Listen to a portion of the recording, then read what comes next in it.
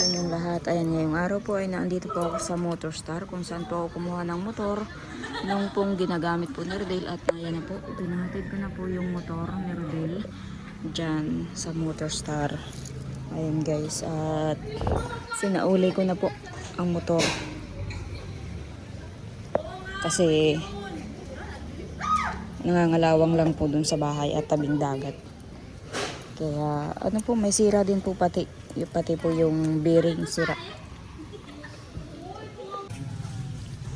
Ayun guys, at nandito po ako sa groceryhan.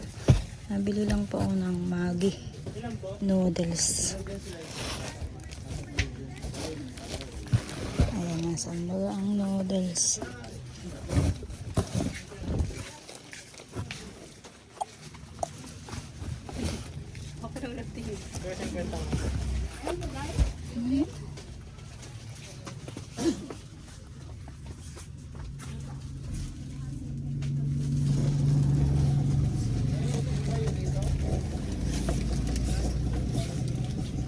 Saan ang noodles?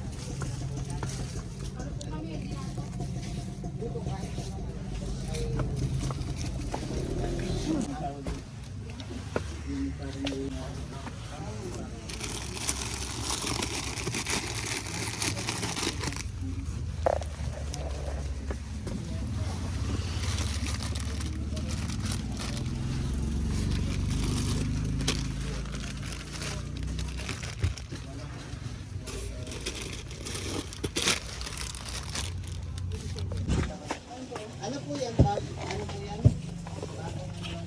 Ano lang itong December? Nakita dito. 87.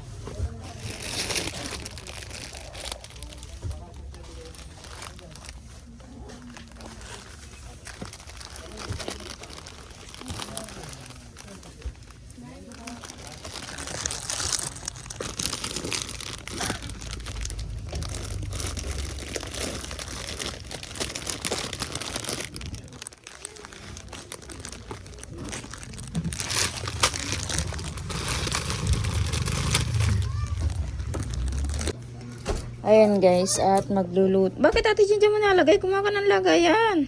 Plato. Ayan guys, magluluto po kami ng isda. At syempre, nandito siya ate Jen. Ihahatid po namin mamaya. At magdadala po kami ng ulam. Ulam na bangus. Sinabawan. Ano to, Toy? Si ate mo? Tadi itong mga doon, kuwakaw ng mga wakam. Yung mga wakam.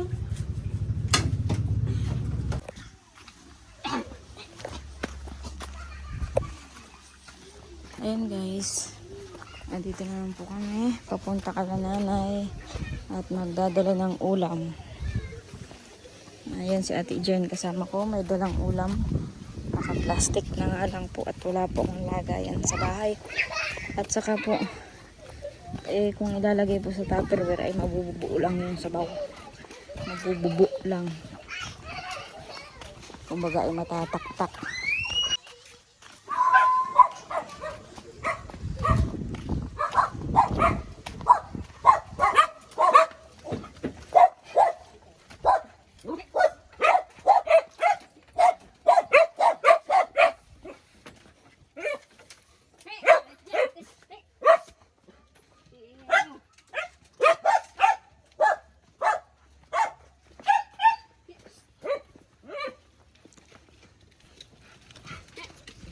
Tulog na kayo.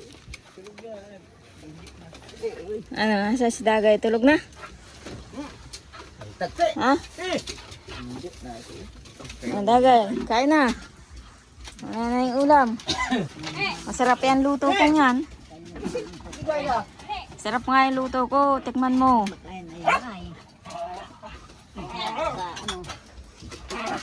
Oh, yung aso mo. Ang saya-saya. 3 na yung aso nyo.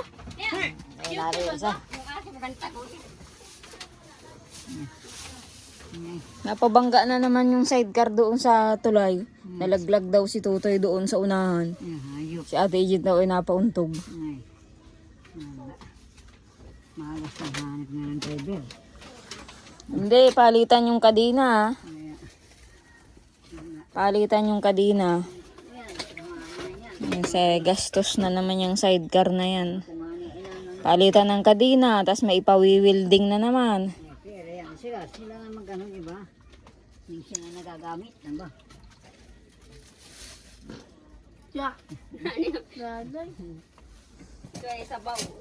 So dagay, may pang pa-welding ka dun sa sidecar. Pabibili ko doon. Hindi mo na ako nagamit.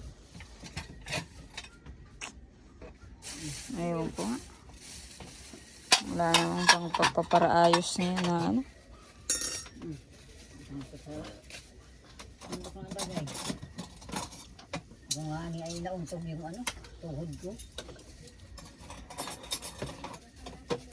Ay, hindi kami kasya ay sa motor. Si Ate Ejin. Ay si Puraho pala ang angkas ko. Sino ba ang ano yung... Si Romel nga ang driver ng sidecar. Saka si Madel kasama. At doon nga kami matulog sa kabila ngayong gabi lang. At siya naman. Oo, diyan kami matulog. At hindi na nga naiingayan yung bahay. Para ng ano, kumbaga ay tahimik na yung bahay. Kaya sabi ko, doon kaya kami matulog. Ang sarap yan. Masarap yan, luto kong yan. Ang lasa nanay. Marap din. Plato o din. Plato. Oo. Si Ate Jen naghiwa niyan. Tingnan mo ang hiwa niyan, ang lalaki. Yeah. Ate Jen, nagtutulo na. Ngayon. Ang laki ng hiwa na. Ano laki ano iging yan? Dapat daga yung anong kinuha mo, hindi yung parang buntot na. Yan, matinik yan. Itong kunin mo, oh. Ito. Kaya dyan. Laki ng hiwa natin dyan, oh. Yeah. Ano yan? Isa lang ay. Bigyan mo kay Lulu mo yan, Jagay. Matinik yan. Ito nga, oh, sabaw. Ano? Kutsarita. Kutsarita, oh, kutsarita. Hindi nakakahi. Na ano yan? Damo yan? Ah, yung pitsay, masarap yan. Hindi nakain yan. Ito, Ate Jig, kumain ka ng gulay. Ano na ito? Tigi-isa pala kayo dyan. Lagyan, Ang papaw na baga Ate Jig yung sabaw na yan. Lipat mo sa Ay, ito. ibang ano, lagyan, tinik na. lagayan. May gamot ka dagay pang ubo. Ay, lagay mo pa. Ikaw, Ate Jen, may gamot kang pang ubo na? Sa akin. Minom ka uli, Ate Jen, ha? Ate Jen, minom ka. Ako nga, inuubo rin. Si Jisoo naman nagpahilot ka ngayong hapon. At nabalian daw, pagpasan ng kahoy, nagpahilot ba kay Lula? Yan yan, oh. Pinaka. Nagpahilot. Kasama namin. Doon matulog sa kabilang bahay. May gamot dyan. Pakubo. Pinasa natin niya ay malaki ay. Baka. Sabi ko hindi hinakot malaki. May malak na raw doon. Kumain ka na. Ano din? Kaya ang hinakot ay maliit. Ayan guys, kain po tayo. Tapos na agad. Hindi pa nga eh. Pinapaayaw na natin yung si Ragay. Ayaw mo nang pakainin? Nada makapabagay yan. Nakuha na ng tubig lang. Kayo, nagkain kayo. Doon sa ano, Di sabang. pa. Nakalat yan. Di pa nga kami nakain. Dinala namin doon ng ulam at saka kanin. At doon nga matulog. Gabi nga. Piniritos na isda. Saan galing isda nyo? Hindi lang nga kagabi, wala nga isda. Kagabi.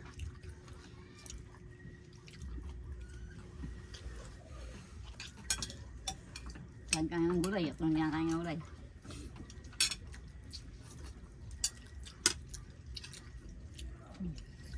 Kainin mo Ate Jean lahat yan, pitsay. At hindi nakain si nanay ng pitsay. Ba't mo lang? Repolyo, hindi kinakain si nanay. Hindi nakain. Pero gabi, pako, nakain. Langka. Ikaw na kami. Taganto hindi. Kain na. Sabawan mo na kayang pagkain mo. Hindi pa. Gusto ko nga ay sabaw. Kasi may baong ka ng gamot mo? Bawa na. May sabaw.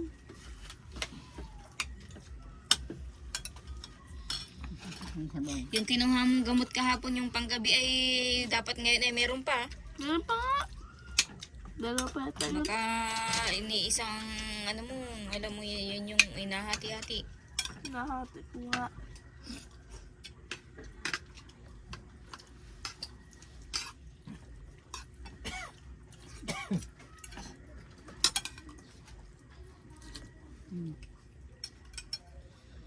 Sabi nga na tagal mo daw. Eh siyempre yan ano, sinundo pa si Jason. Alas 5 daw yung nakain na kami ay. Si Jason nga ni sinundo pa sa lagpan. At maiiwan namin, ang tagal-tagal, nagmamarites pa yata doon. Ay araw pa nag-alis doon sa bahay, tapos gabi na lang, wala pa. Kaya sinundo pa.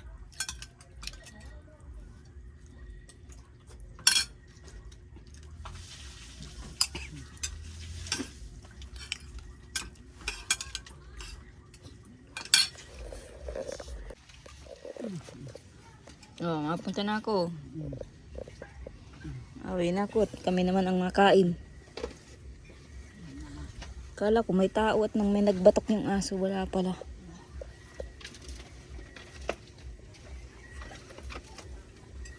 Buti hindi maulan. May sayawan ba ganyan nanay? Three Kings. Ha? Mapunta si Papa? Hindi. Mama dyan di man kailangan tao dyan. Ay kung sa ano ay.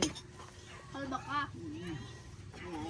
Kainan ba gayon? Pag ganyang may Three Kings? Sinong tao dito kalalari? Wala.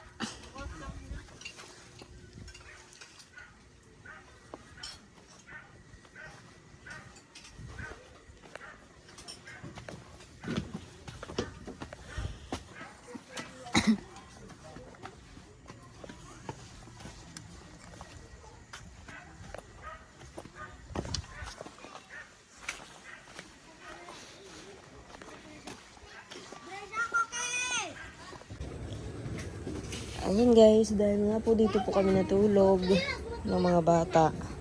Ayan, nagsangad po si Model ng kanin. Ayan, kumakain na si Alaysa. Alaysa! Nakain ka na? Walang ulam?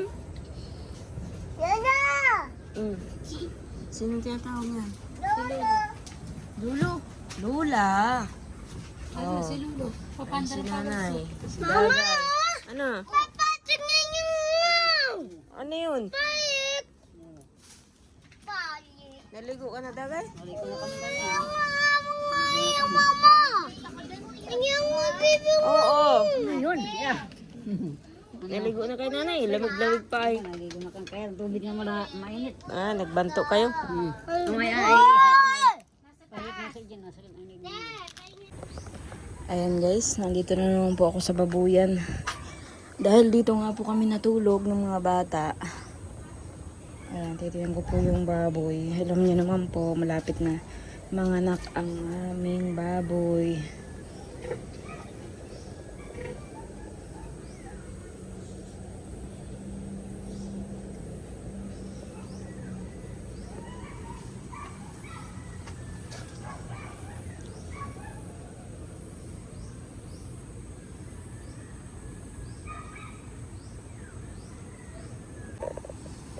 Hindi pa naman po pala. Hindi pa ano. Pero ngayon January po yan maanak.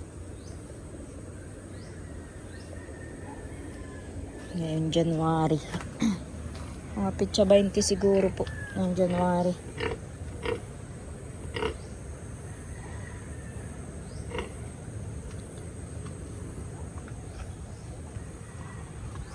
Ay, natanggal yung paloko.